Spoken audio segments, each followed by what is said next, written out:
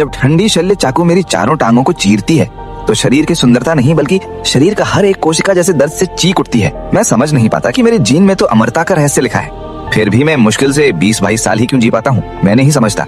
शायद तुमने मुझे कभी देखा भी नहीं और ना ही सच में जाना। मैं मैक्सिकन एक्सलोटल हूँ, जिसे तुम 6 कोणीय डायनासोर या कभी न बड़ा होने वाला ड्रैगन भी कहते हो। नाम सुनने में भले ही ताकतवर लगे, लेकिन हकीकत में मैं तो बस झील की गहराइयों के अंधेरे में छिपकर रहने वाला 6 गलफड़ों से सांस लेने वाला एक छोटा सा जीव हूँ। हम ट्राइसे काल से धरती पर मौजूद हैं। अपनी अनोखी पुनर्जनन क्षमता के कारण हम तुम्हारी नजरों में आए और फिर उन पुराने जीवों में बदल गए जिनसे तुम मानव विकास को आगे बढ़ाने की उम्मीद करने लगे। मेरे शरीर में बहने वाली मैक्रोफेज कोशिकाएं मुझे चोट लगने पर पुराने स्मृति वाली कोशिकाओं के अनुसार फिर से विभाजित होकर स्वयं को ठीक करने, दोबारा जन्म लेने की शक्ति देती हैं। मैं कटी हुई पूंछ, अधूरे अंग, क्षतिग्रस्त रेटिना तक को ठीक कर सकता हूँ। यहाँ तक कि नया हृदय भी बना सकता हूँ। जो तुम्हें चमत्कार लगता है वो मेरे लिए केवल जीवित रहने की सहज प्रवृत्ति है, लेकिन तुमने मेरे शरीर के रहस्यों को जानने के लिए सबसे क्रूर तरीकों को चुना।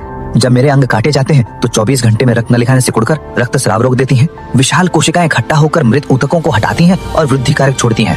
7वें दिन शंकु आकार की मांसपेशियां बनने लगती हैं। कटे सिरे पर सूजन आ जाती है।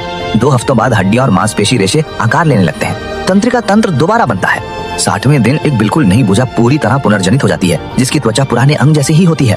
तुम इसे पुनर्जनन का चमत्कार कहते हो, लेकिन मेरे लिए ये दुस्वप्न की शुरुआत है। 1863 में इंसानों ने पहली बार मुझे मेक्सिको की झीलों में खोजा।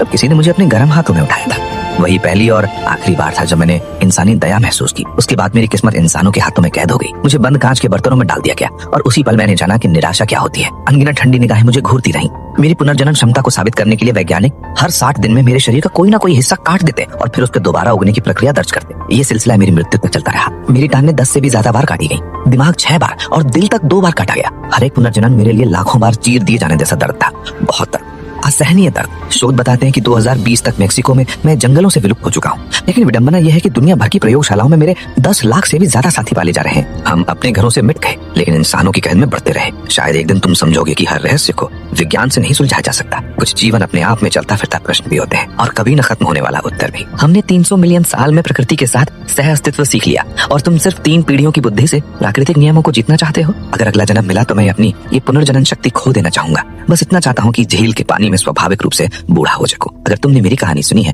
मेरे लिए एक लाइक जरूर कर देना।